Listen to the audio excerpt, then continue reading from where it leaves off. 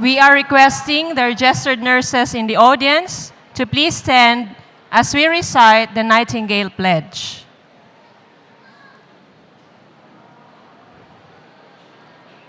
I solemnly pledge myself before God and in the presence of this assembly to pass my life in purity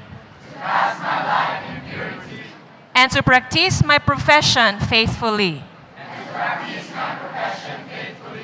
I will abstain from whatever is deleterious and will not take or knowingly administer any harmful drug. I will do all in my power to maintain and elevate the standard of my profession and will hold in confidence all personal matters committed to my keeping and all family affairs coming to my knowledge